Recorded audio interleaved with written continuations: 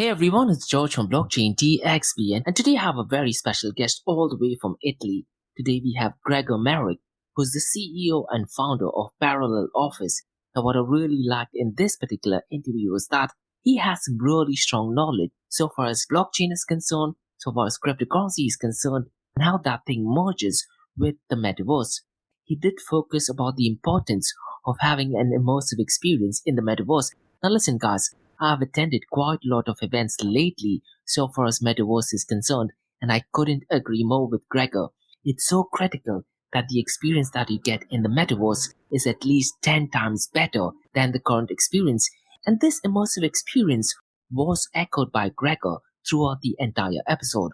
And what I really liked in this particular episode is he explained why Parallel Office will have a competitive advantage in the Metaverse industry. He explained what Parallel Office is, how is it that they help the business environment in the metaverse industry. So I definitely feel that you'll definitely be benefited by listening to this particular episode. And in this episode, he also shared some of the challenges that not only Parallel Office, but what the entire metaverse industry are currently facing in terms of getting user adoption, the current experience in the metaverse, and quite a lot more. So I do think there's loads of information that is packed in this particular episode. What I really liked about this particular episode is that it caters to different types of listeners. So some of the information that he mentioned is catered to someone who's completely new or beginner in the metaverse industry. The information that he talked about Ethereum and Polygon is catered to someone who's currently working in the metaverse industry. And he also talked about some of the technical elements. So I do think that this particular episode is catered to three types of listeners in the metaverse, that is a basic beginner level, advanced level, and technical level as well. And Gregor did share some really crucial information in terms of what the Metaverse Standards Forum is doing and how Metaverse Standards Forum, or MSF, is helping the metaverse industry. And towards the end of the episode, he did give some really sound advice to other businesses who are trying to get into metaverse. And if you are an individual who's trying to get into metaverse, he has given some really sound advice. Now, towards the end of the episode, he also shared some really interesting information about the choice of music that he has and how that music helps in his day-to-day activity. So I definitely do think that you'll learn a lot from this particular episode. And listen guys, if you do have any feedback or suggestions regarding this episode, drop me an email to info@blockchaindxb.com. And if you do want to connect to Gregor, all of his details and Parallel Office details are mentioned in the show notes below. So go through the show notes below, you'll get all the information for Parallel Office. So check this out and let me know what you think. Firstly, thank you so very much, Gregor, for taking your time doing this podcast. Really appreciate you taking your time, considering the fact that, we are at a different time difference. And I really appreciate, you sharing your knowledge and information about yourself and Parallel Office and what you're trying to build in the metaverse. Now, before we start, I just wanted to ask in terms of how has your day been so far? Well, that's a very refreshing question. Thank you for that, George. Thank you for having me here. It's an honor to be on your podcast. My name is Gregor. I just want to introduce myself very quickly. I am the CEO of Parallel Office. Parallel Office is a metaverse company. We build VR offices for companies in the metaverse where they can collaborate, work with their colleagues, use their CV, and enjoy a truly immersive experience. That is why my day is going great. Why? Because I'm working on a technology that I'm really passionate about, and I think is going to change the way that we work and the future of work. So every day is kind of great. And it's so glad to know that, you're working on something that you're passionate about. Because in my experience, I've found very few people who get the opportunity to work something that they are really, really passionate about. So absolutely great to know that. Before we talk about how you are involved in Metaverse and your journey in Metaverse, Gregor, can you tell our listeners a bit about yourself? Because I looked at your LinkedIn profile and I do think you have a phenomenal work experience. You worked with KPMG, you worked with Ernst & Young's, and I think our listeners would be very keen to know about your work experience and how you got involved in the whole metaverse, cryptocurrency, and blockchain journey. Thank you for that question. I've been working in digital transformation for the past over a decade. Most of this time has been spent as a consultant, helping companies, helping Fortune 500 companies with strategic missions such as transforming their operations, their supply chain, their invoice processes, all utilizing innovative technologies such as robotic process automation, artificial intelligence, and in the last period, utilizing also a little bit of blockchain. Businesses are a little bit afraid of blockchain, so they are exploring it at a very slow pace. That is mainly one of the main reasons that I got out of consulting, because I was a little bit, I wanted to move even faster than kind of the consulting company. I wanted to look into the technologies that I thought that can really change the way that we work or change the way that we do and have a meaningful impact.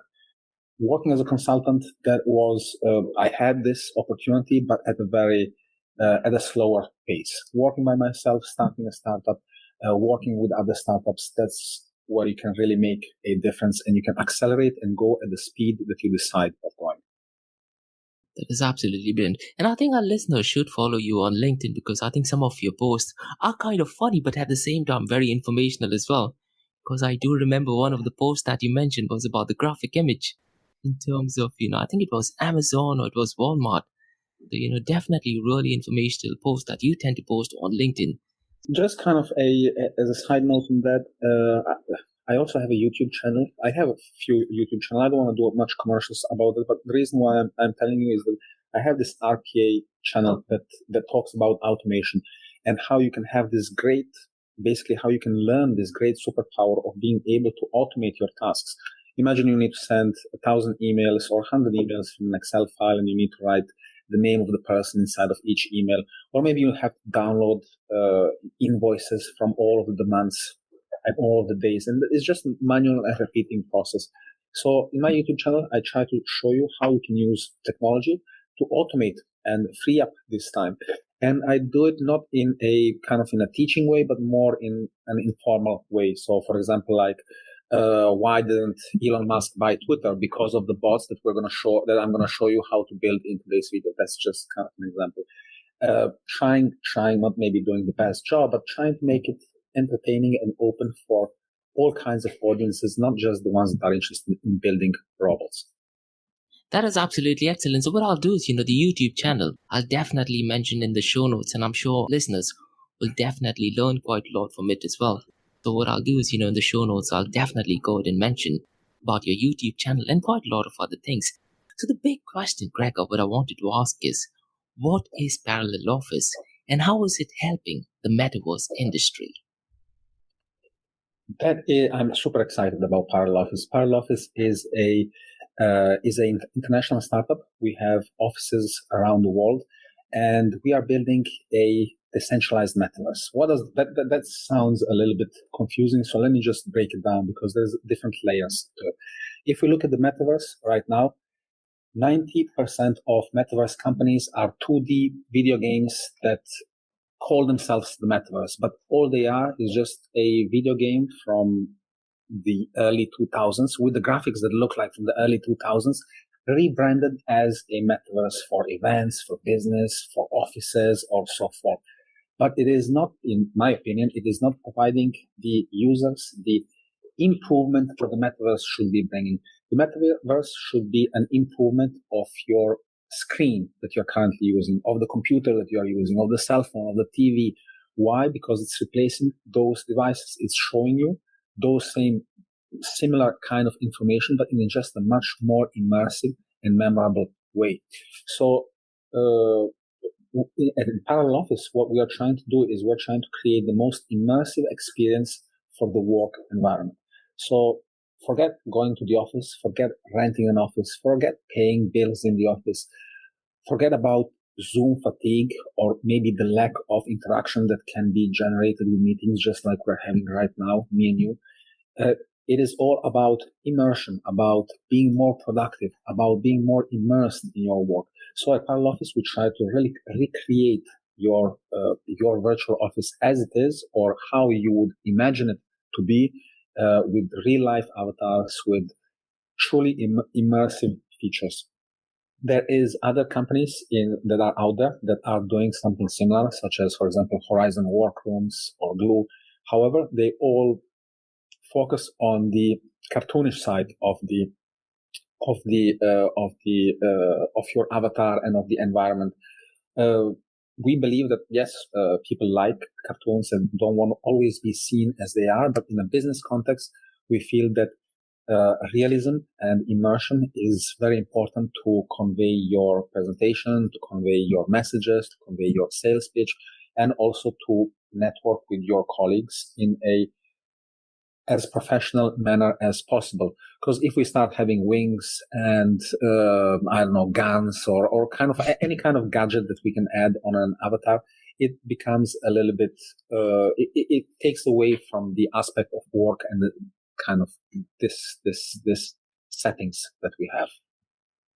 I totally agree. And when you talk about Horizon World, I think you're referring to the Facebook or Meta's Horizon World, because they recently had a partnership with Microsoft. Yes. So I think what they want to do is they want to have 360 applications for business environment, right? Yes. So now basically if you make a Zoom call or a Microsoft Team meeting, and you also have a Horizon Workroom, let me just, for the listeners, Horizon Workrooms is a metaverse from Facebook for business. So basically you would buy an Oculus Quest, you would connect it to your computer, to your Facebook account, and you can use your computer, do meetings, have breakout sessions, and basically just work the whole day with the Oculus Quest on your head. You can bring your keyboard inside so you can see where you're typing. You have your mouse. It's pretty much like what we are building, but more cartoonish, and it's like your office. So they partnered to improve the adoption of these technologies, because recently there has been some critiques about Facebook Metaverse, saying that it only has 500,000 users after they synced $15 billion into building it. That's fair. Maybe we can talk about that later. But Facebook Metaverse is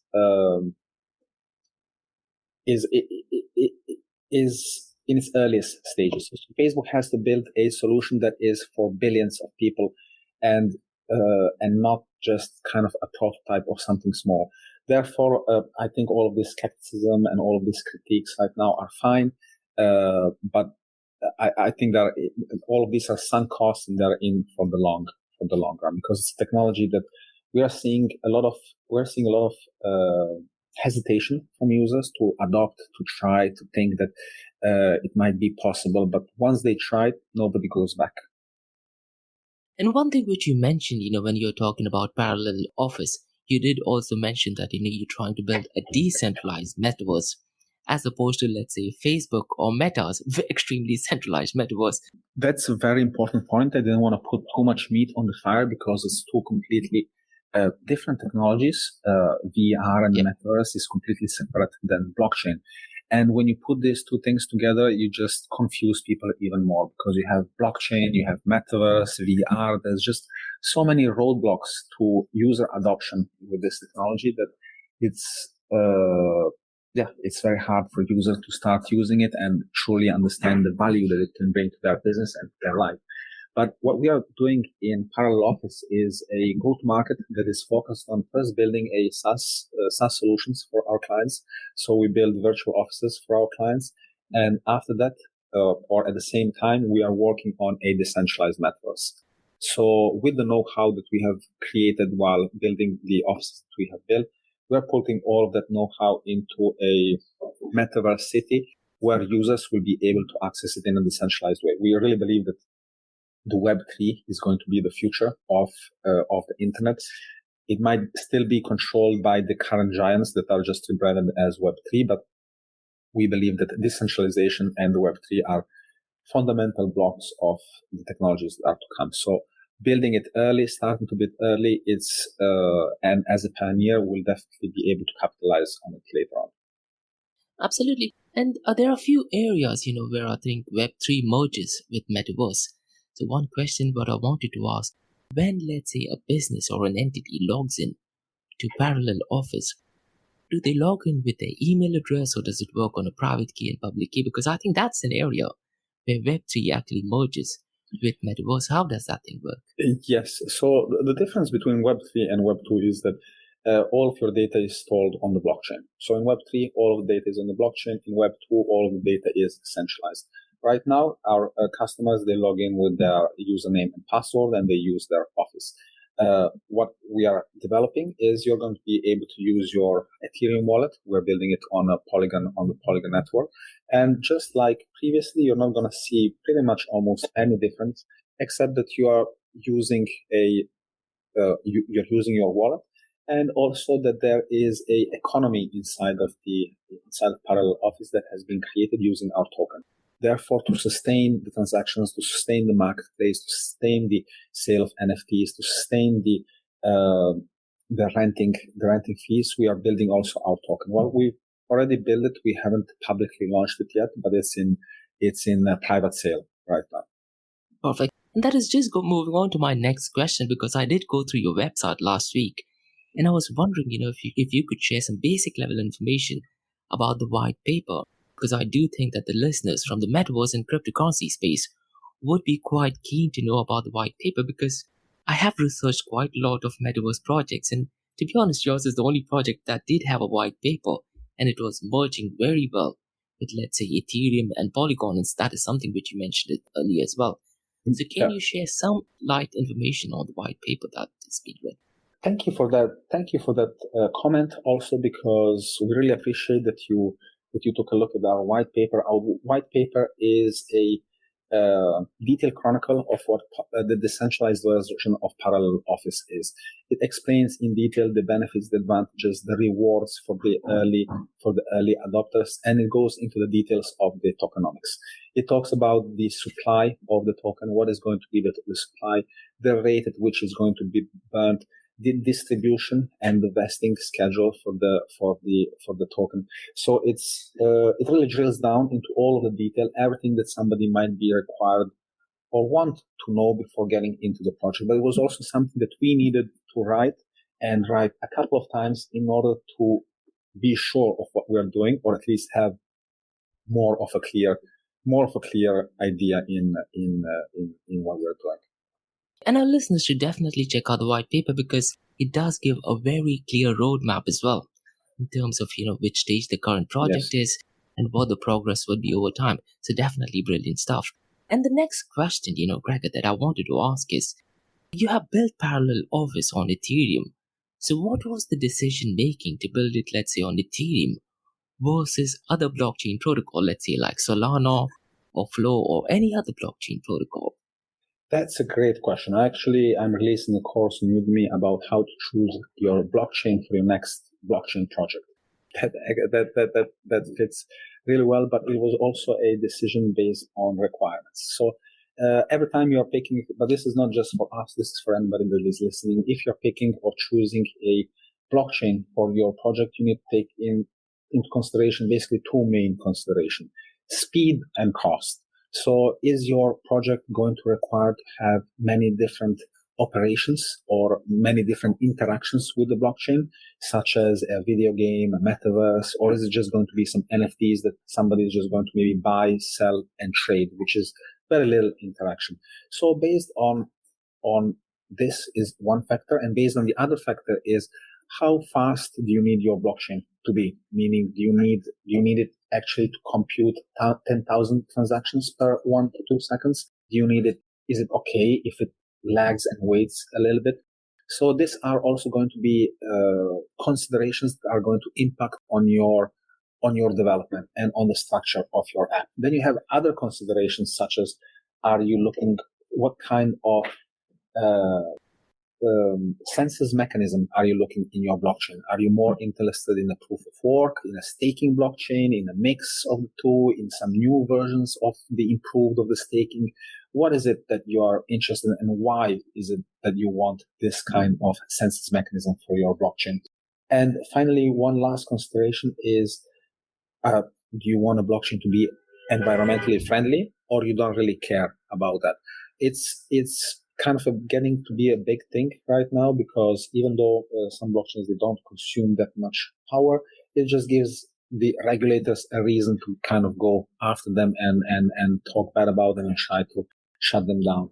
So there's a few considerations. The reason why we chose Polygon is because it also has a lot of tools that are already ready out of the box, a lot of material for developers what we are doing and what we are building, there is no tutorials for it. There is no training. You can't go onto YouTube and search how to build a metaverse and how to. So we are basically creating our own tutorials and our own know-how. And Polygon was a network. We partnered with Polygon and Polygon Studios, and they really showed great support in providing us with know-how, with documentation, with time from their developers. And that's not something that every blockchain has. We're also in the grant process and receiving a grant from them. So those are also important considerations that make us choose Polygon over other blockchains. It's really great that you've covered the ESG concern. And what I really liked what he said is, from a business point of view, you've also tackled, or kind of in the process of tackling, the whole blockchain trilemma problem. That you've incorporated Polygon that does tackle scalability, it tackles decentralization and security as well. And I'm not sure if you've seen the news earlier today. Polygon has also had a massive breaking news about ZK rollups. So that is a massive breaking news, and surprisingly, this should be the main news in the cryptocurrency industry. So that tackles the security aspect as well.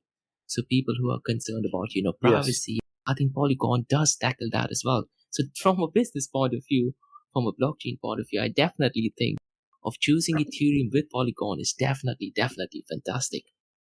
Next question, Gregor, what I wanted to ask is, from a metaverse point of view, what were some of the challenges that you were facing and are currently facing from a business and from a technology point of view?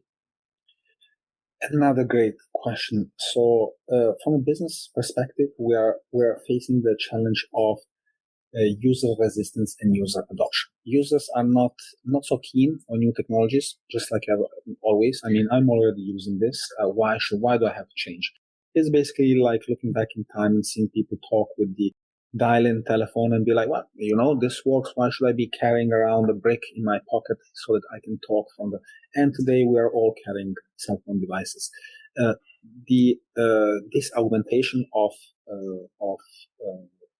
the things that we see through the metaverse or through augmented reality or through XR or whatever technology is going to take place in the next evolution of kind of screens. It has to happen. The users that are adopting it, as I was saying previously, the users that pioneered it and that are curious, those are going to be the ones that are going to unlock the full value and early gain a competitive advantage compared to their competitors. Why? Because they already know how to use the technology. They've already been there. They know what kind of benefits they can get, what kind of drawbacks it has, and so forth and so forth. So right now, the biggest challenge that we have is finding the right words to communicate the importance of this to business users. And from a technical aspect, the main challenge is the lack of know-how in this space, and also the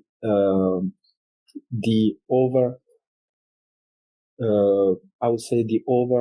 presence of experts that claim to be Web 3.0 experts or Metaverse experts with 2, 3, 4, 5, 6, 7 months of experience. That's perfectly fine if you're not a Metaverse expert and if you're not a Web 3.0 expert. I think people should just kind of say, yeah, I have 3 months of experience, 6 months. That's fine. That's perfectly fine. Why? Because these technologies, they don't exist for a long time. So it's very hard for somebody to have built all of these skills in such a short amount of time. The main issue regarding the technology is not that there is a lack of technology, that we have a lack of VR hardware, that we have a lack of software, that we have a lack of something in the infrastructure level. There are difficulties and hurdles, and we kind of every day we find a new challenge. But the main issues are the ones that I mentioned with technology, is the lack of know-how in this field. I 100% agree. And in Dubai last week, there was a massive event called as GITEX. Yes. And in that, there was one section dedicated only to Metaverse. And something which you mentioned at the start of the podcast, that just having 2D and 3D is not Metaverse. And surprisingly, a lot of the projects, they had no clue what Metaverse is. And I was speaking to one of the startups and I was discussing the numbers of Decentraland. And they had no idea what Decentraland was. So, you're touching base on quite a lot of useful information here. I completely agree. It's also being hyped a little bit, the metaverse term, mainly also because Meta started this whole thing, and one of the biggest companies in the world decides to rename their company from Facebook to Meta. That never has happened. I mean, imagine Coca-Cola rebranding to Meta Cola. I mean, it would be like something huge. So yeah, people picked up on it, wanted to kind of get into this new opportunity, think that it's cool, which it is cool. At the stage that we are, it is cool, but not for all people. It has still many roadblocks. We still have to wear these devices. They're getting cheaper, and they are also pretty cheap right now. But still, it's not still a technology for everybody yet. Absolutely, totally agree. And one question what I wanted to ask is, how is parallel office, let's say, different from your competitors? What is the competitive edge that you have over your competitors at this point of time?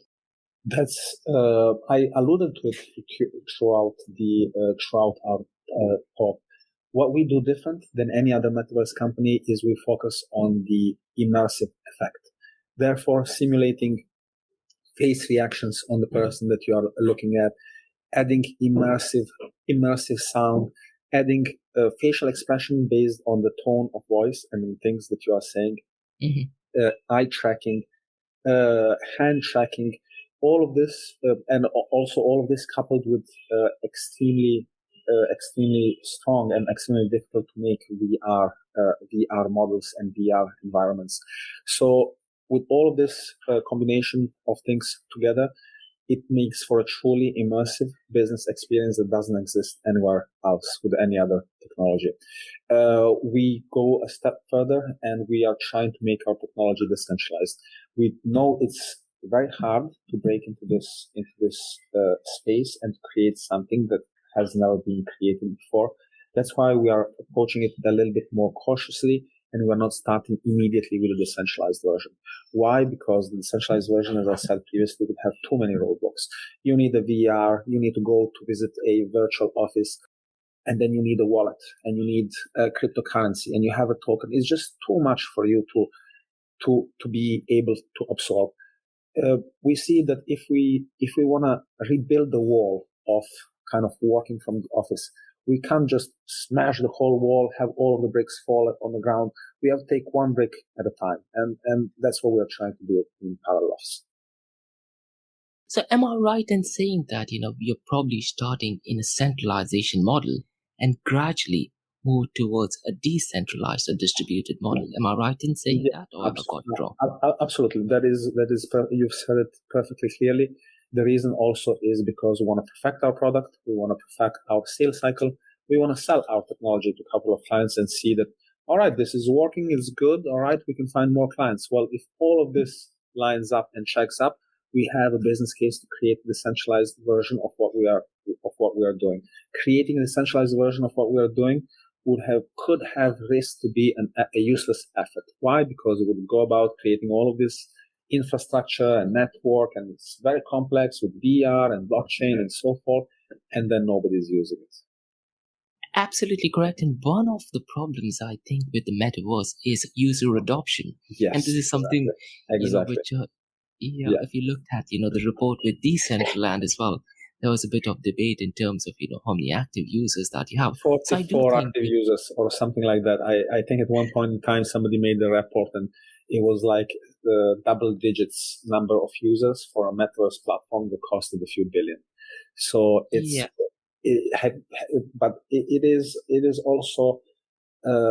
is also true that it's very limiting, the metaverse right now, especially these open metaverses like the decentralized, meaning that they serve kind of no purpose, meaning they haven't been really built for something except like you go there and you wander around and maybe you do quests and maybe you join an event and you wander more around, and it's just kind of about wandering around. So you log in once, you see, that's pretty cool. You maybe log in another time, but then there is no reason for you to go back.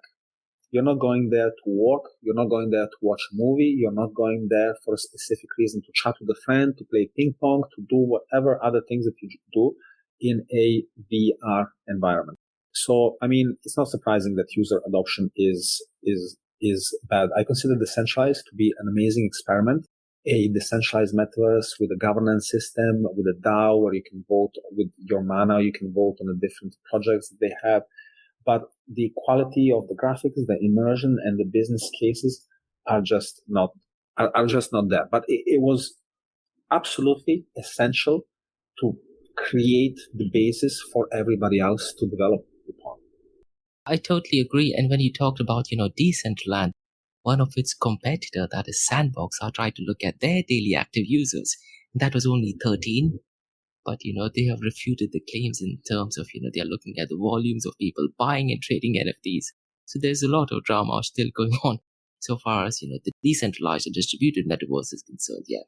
I mean, it's great. Even the Sandbox, I mean, it's a great example. But again, it looks really bad in terms of graphics. Why would anybody that is not maybe a child who not even children anymore, but the quality is just not there. And there is also no value that you get from using those platforms. In the end, it has to be about value. You have to get something out of going the metaverse. Otherwise, it's just a one-time thing. This is where I think, Parallel Office may have a competitive advantage because what you're trying to build is an immersive experience. Yeah. But I think that, when you talk about metaverse, the experience from the real world or from the existing sessions needs to be at least 10x better. Otherwise, people will always going back to using exactly. Absolutely right. You said it perfectly well. It has to be better, if not 10 times better, to have a significant reason why somebody should use it and not be like, you know what, I'll just use a video call, whatever.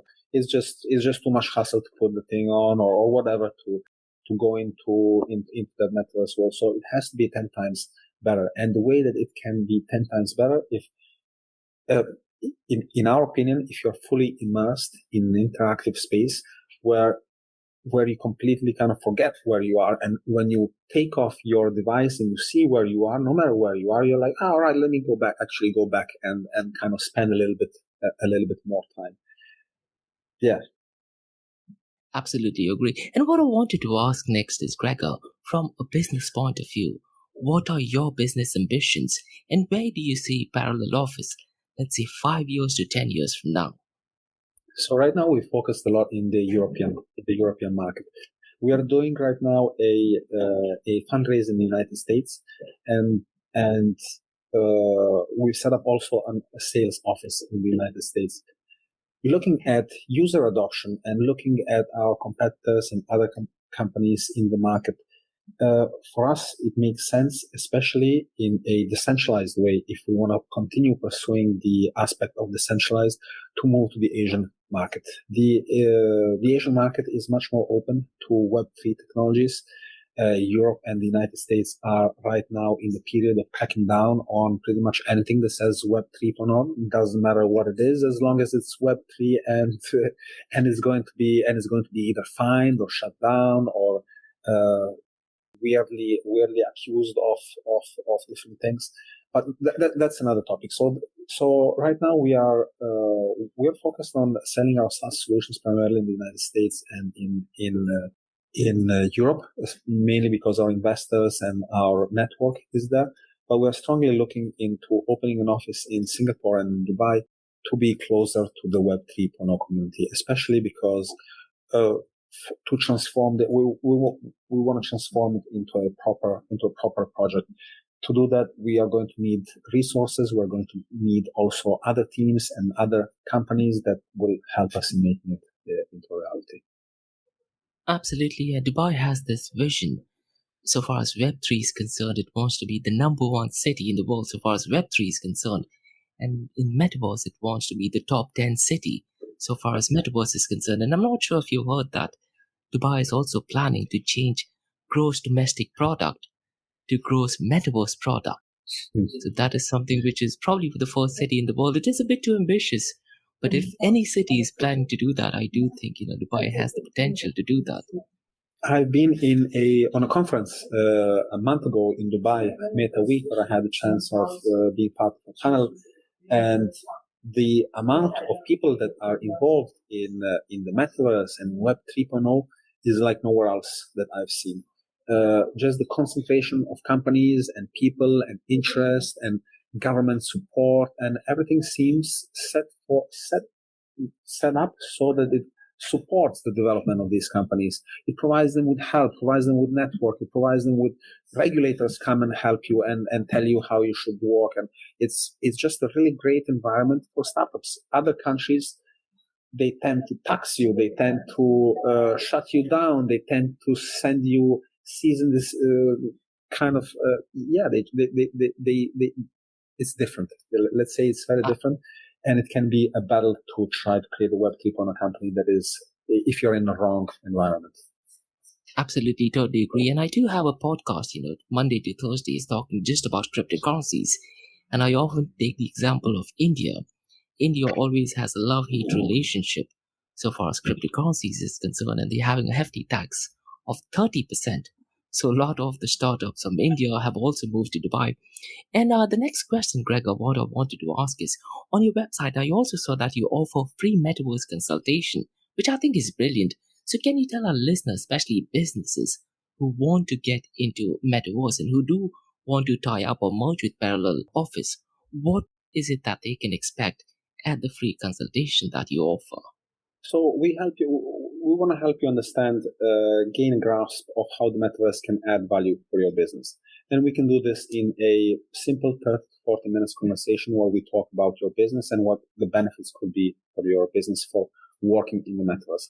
We try to meet directly in the metaverse. So once people organize a meeting, we meet them with our avatar inside the metaverse. So they connect as you are seeing me, but you see me as a avatar inside of my virtual office, moving around, moving my hands, writing on a board, and doing different things.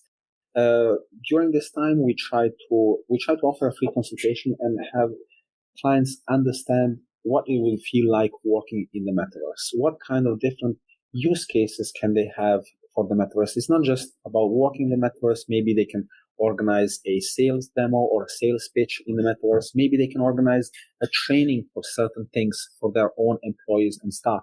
Maybe they can organize onboarding. So during this call, we try to figure out what makes the most sense for a certain company to get their peak web inside of the metaverse, domain or realm. And this is where I do believe that, your work experience with KPMG and Ernst & Young, the part of, getting a lot of information and what the customer needs definitely kicks in. So I think our listeners, especially businesses who are trying to get into the metaverse, should definitely contact you. Thank you so much, Gregor, so far as information regarding Parallel Office is concerned. The next few questions, what I wanted to ask is about the Metaverse Standards Forum. Now, we also got introduced via the Metaverse Standards Forum. So I wanted to find out more information in terms of how did you get introduced to Metaverse Standards Forum, and how have you been benefited by Metaverse Standards Forum, and vice versa? How have they been benefited by Parallel Office? Yes, this is a very interesting question, because when we started this journey, we were a little bit lost. Why? Because there is no standards, there is no rules. Everybody is writing their own standards. There is no also rules on many different things when you are building. So right now, if you're building a web page and you're going to be using different technologies, all of these technologies, they're going to be governed by certain standards. These standards, they guarantee for security, they guarantee for cross compatibility, they guarantee for privacy and security, and so on and so on. There is nothing of that in the metaverse. It's basically right now is the wild west of development. You pick the tool that you like the most, Unity, Unreal Engine, whichever one you fancy the most, and you start building your things. Without consideration for, is this asset going to work if I maybe move it to another universe? How about if I create, I don't know, a hat for my metaverse? Can I take this hat into another metaverse from somebody else?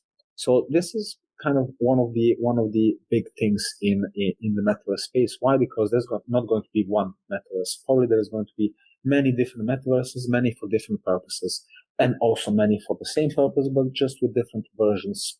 One for business, one for gaming, one for racing, one for education, one for learning, and so on and so on. So why shouldn't I be able to go with my avatar from one to the next, to the next, to the next, to the next, to the next? how am I going to be protected from one metaverse taking my information, reselling it, another metaverse maybe turning on all of the cameras on my device and just recording everything that it sees? How can I stay protected?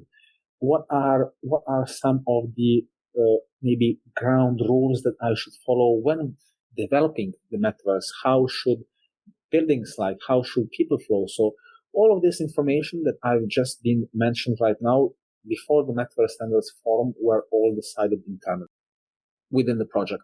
So it is based on the best guess of the developers and the leadership of that project to decide what kind of rules, regulations, privacy, and so forth, and also what kind of impacts different things that you show people can have, because this is a very immersive, it's a much more immersive experience than 2D. Therefore, different things that you see inside of the metaverse can impact you differently. And the Metaverse Standards Forum serves exactly this purpose. It's a community of breakthrough technologies, breakthrough companies, and also some really big names in the industry that meet on a regular basis and discuss different topics. So we have different topics for discussions, including security, privacy, interchangeability of different assets, and so forth. So the way that the forum is set up, it has different groups, everybody that is interested in certain groups. So our developers, they're following, for example, the interchangeability of different assets. So how are we going to build rooms, assets, light, all of these different things so that we can package them in such a way in which file format, is this the right file format, is this the right file format, and so forth. And they're working on defining these standards. Some standards have already been defined, others is a conversation that is ongoing, but it's happening right now with the Metaverse Standards Forum. So that's where the future of the metaverse is going to be regulated and defined with those, but they're not doing it as kind of just them. They've collected all of these companies in the space that are building these kind of projects, and they put them together. They try to organize us together to have meetings. Each one of us is responsible for different topics, one topic or another topic, and we all tend to follow that topic or related topics and discuss and draw conclusions from the different meetings that we have. It's all very well organized, in my opinion. I think it's the only maybe comment that I might have is that it should move faster. Why? Because the technology is moving fast. All of these companies are moving fast, but I understand that once you have so many people that are involved in defining standards and rules, this is not something that should move really fast. It should be checked a couple of times before being able to make decisions. But otherwise, I think it's a great organization, and thank God that we have the Metaverse Standards Forum to give us direction in which way we should build the metaverse. I totally agree, and I think businesses and startups, especially in Dubai and other parts of the world, definitely need to revisit this part of the section, and they definitely need to be part of the Metaverse Standards Forum because the membership is free as well, and I only see benefits. It's a learning experience, and as an industry, we definitely move forward. Now, one question which I wanted to ask is, from your point of view, what is the recommendation that you have for fellow business partners or someone who's just getting into the metaverse?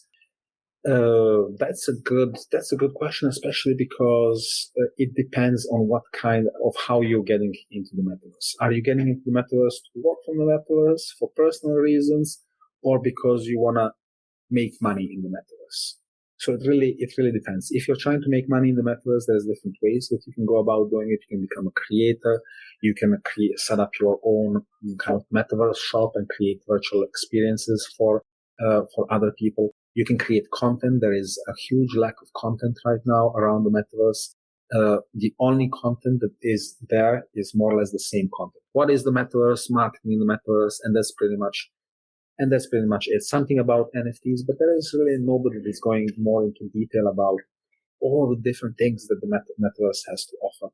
So I think that's one aspect. If you are trying to get into the metaverse as a business, it's important to have a partner, somebody that has gone through the learning experience before and can help you speed up your adoption.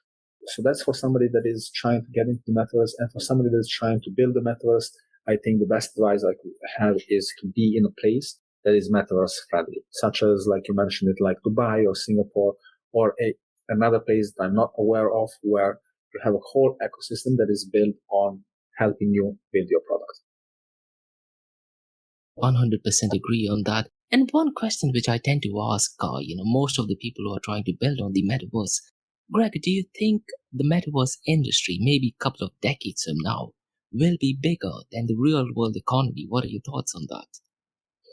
That's that's an interesting thought. I was going to say scary, but not really scary. I mean, if we look at kind of how technology has evolved and how right now we're all plugged into the computer or onto our monitor, and previously we're all plugged into the TV. And before that, it's always something that takes that distracts us, or maybe helps us improve communication, or just relations with other people.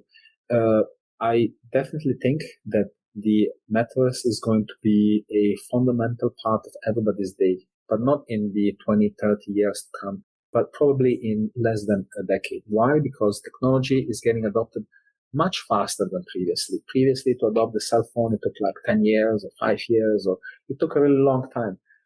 And technologies before that also took a really long time. But as we are moving forward, we are made so that we can adopt technologies faster and faster and faster. Why? With all the things that are changing constantly, with all of the new technology that is coming up, we are getting trained to be able to adapt and to accept new things faster. Therefore, I think that the new generation, just like the current next generation that have been born with Google, they give it for granted, and they give for granted all of these amazing technologies that maybe I didn't have when I was growing up. The same way my children are going to give for granted the metaverse, in my opinion, meaning that once they're 18 or 15 or 16 or 17, they're going to consider metaverse as just kind of like TV, something that's every day, and where they use on an everyday basis to game, to meet with their friends, and so on and so on. And before we move to the final few questions, what I wanted to ask is, do you have anything else that you'd like to share about Parallel Office and regarding Metaverse? Do you have any coming events that you'd be attending, or any other channels? Yeah. Yes, absolutely. We have a few events at Parallel Office that are coming up that are localized to Europe, especially in Italy. Most of the information is available on our website, but we are also right now, we're helping companies adopt by providing hardware gear as well. So we have realized that that clients are having a hard time figuring out which hardware gear, at what price, for which company, how to set it up, and so forth. So to help with the onboarding of these companies, we've included in our package and in what we offer, we included the renting fees for different VR devices. We think this is great because it allows companies to enter into this space at a very reduced cost. Instead of purchasing VR devices and spending quite a lot of money on something that you're not sure that you are going to use, you would take a subscription fee that is very, very, very small, and that can actually allow you to operate and for a much longer period of time. But also it gives you the flexibility to say after 1 month, you know what, this is fun, this is great, I did some ping pong, I did some fishing, but it's not right for my business. So here you go, here's your VR headset and all of your stuff we don't really need. So we started doing this right now, and it's going great.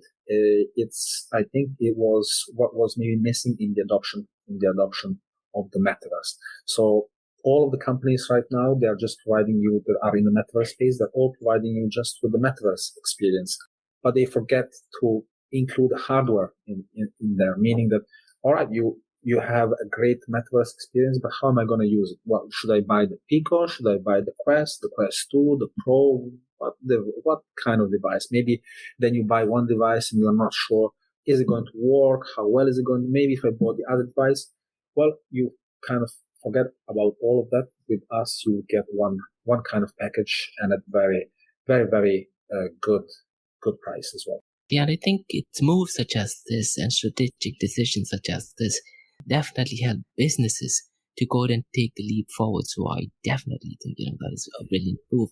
Now, I just have two questions, and the next question has nothing to do with metaverse, nothing to do with blockchain or cryptocurrencies.